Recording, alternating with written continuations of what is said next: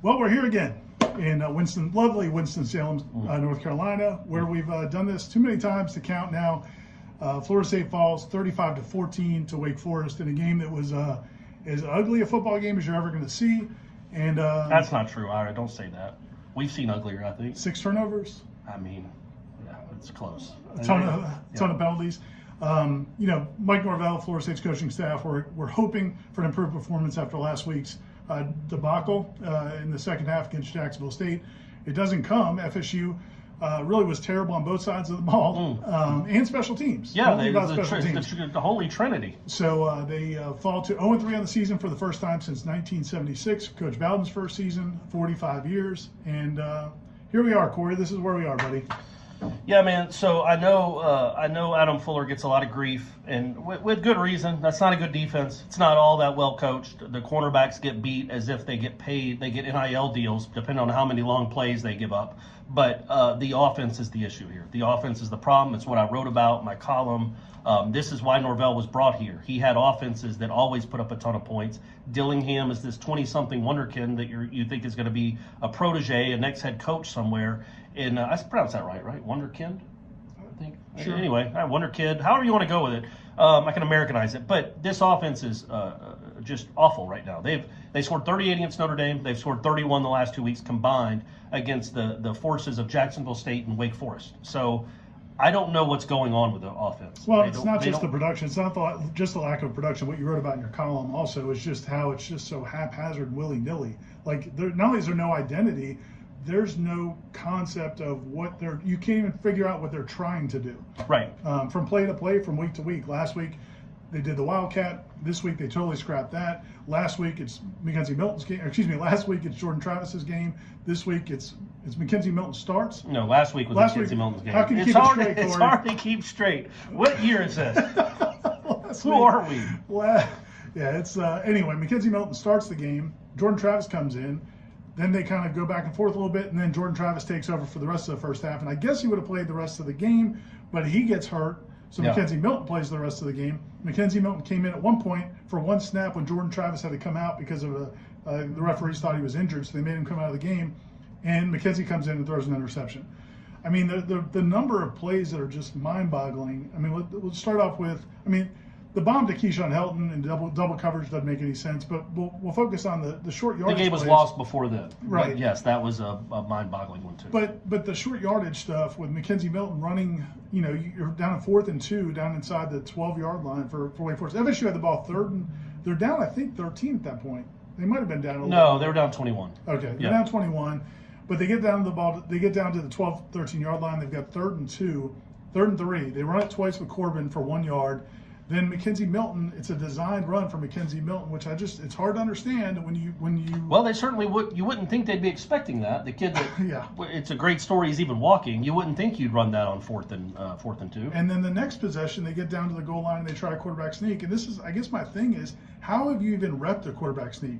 Mckenzie Milton hasn't played football in 3 years. Right. They don't get contact in practice. At least when we're there. Any day that we're there, we never see the quarterbacks get contact or run quarterback sneaks. And you call that for a guy that hasn't literally done that, and sure enough, he fumbles. I mean, that wasn't why they lost the game, but it's just like it didn't help. Every question or every decision seems to lead to more questions. Yeah, and I know, as I wrote about, I know the Wildcat got a lot of grief from fans after last week. The Wildcat was very good to Florida State last year. It's Norvell, and I assume it's been very good. I know it was a little bit, at least at Memphis. That was something he did a lot. He liked to snap it to his running back. And what's concerning to me when you think about the future of this staff and what they're doing is Dillingham defended that steadfastly on Monday, saying, "Look, it gives us an extra hat. He can go, they don't know which way we're going. We can go either way. It eliminates the middleman. Instead of snapping it at the quarterback and handing it off, we just give it right to Corbin, and he goes and gets it." If you believe in it that much to have a 45-second soliloquy on why it works, why then weren't you using it this week? Maybe he was just trying to fool Dave Clawson and his coaching staff. Clawson wouldn't have it. They were preparing all week for the Wildcat. And you could tell they were looking around all confused. Why are they doing it?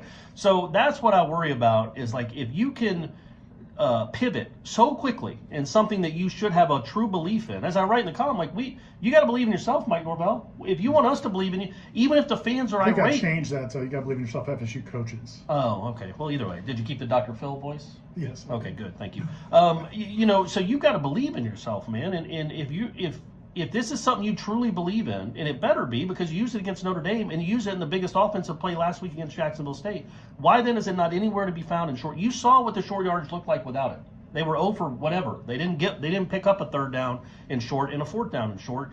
But overall, it just makes you wonder, okay, what else are they completely pivoting on after one bad game or after something goes wrong? Do they completely change what their philosophy is and what their belief system is? And that's what you don't want. You want consistency. If the Wildcat is part of your offense, keep it a part of your offense. If Mckenzie Milton's your starting quarterback, keep him your starting quarterback.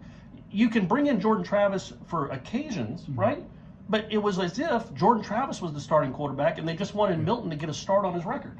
I don't know. It's like Scotty Barnes being the sixth man. It didn't make a ton of sense. So that was confusing. All of this is really confusing. Defensively, and again, like you said, this isn't a game where you pin it on the defense. But that's odd to say because you did go up 484 yards to Wake Forest, 35 points, 27 first downs, could not get off the field. Give up big plays, but also gave up some sustained drives. Yeah, they did both. They did a little bit of both. Special teams was not great pretty either. much a disaster. So really, it's just a bad football team. The worst part about it, and this is the point I made, I tried to make on Seminole headlines, because everybody was saying like they needed to come back and play well after the Jacksonville State loss. Just need to go play well, get this win. But my point was, Wake Forest is a better football team. I thought that going into this game, and I 100% believe it coming out of the game. Wake Forest has better linemen. They're better on the lines. They have better skill position. I think they're better on the offensive line, right? Their offensive line's better than yes. Florida State's. Especially this current incarnation of Florida State. Yeah, Florida State's missing a couple guys on the offensive line. That is one thing. But, and I'll get to this in a second, but I'll get to the things not going right in a second. But also, from a skill position standpoint, that staff has done a good job of evaluating guys. That receiver they have, the 6'5" kid that had 170 yards of offense in the first half, receiving yards in the first half, he's a 6'5" wideout. He was a 2-star prospect out of South Florida. The Wake Forest identified. They brought him in here, and that's what they do. Like they find guys that are going to play their system, and sure enough, they have a lot of success. The other thing is, man, like they can't even get a break. That's what. I'm not saying it would have changed the outcome of this game, but they're also unlucky. They were playing pretty well early in this game, but you get the roughing the punter call, you get the personal foul on the third down stop. I mean, just this team needs something to go right, and nothing goes right for them. Well, no, that's Florida State in a nutshell. The last half decade, nothing seems to go right. But you live to see another day. You live to fight another day, right? Like they aren't good at all. You hope they can win a few games this year, but this is clearly a rebuilding year, and there will be some evaluations that have to be made after this season with a variety of things. Again, I just go back to the offense and how bad it is. You can't win games. The defense isn't great. The defense isn't good. The defense was on the field for 52 plays in the first half. Like Florida State averaged more yards per play in the first half than Wake Forest did. Wake Forest just ran twice as many plays. So that's on the offense. Like, again, the defense got to stop. They got a 3-out. Then you rough the punter. Well, you rough the punter. And then Jarian Jones, they get another stop, and then he's called for a personal foul. Those were the bad breaks, I think, those were bad calls, but that's not the reason they lost this game. Overall, though, the defense was not good. The defense is not good. We thought the offense would be better than this. The offense is one of the worst in the conference, maybe the worst in the conference. Here they are. They're 0-3 going into this week. They've got Louisville coming up at home. I can't even imagine what the crowd's going to be like. It's going to be thunderous. It's going to be a big environment. Louisville's coming off of kind of a thrilling win the other night, so we'll see what Florida State can do. I do want to see the big question I have is what kind of changes they can make. I mean, to your point, you got to stick to something, you got to believe in something, but you also need to look at some other things. I mean, you look at the quarterback situation. Do you give Chuba Purdy a look? Who knows? Maybe the Hartman kid can transfer. Maybe. Can he? He can still play, right? Yeah, I don't know what you do. Run the ball a lot. That's what you need to do.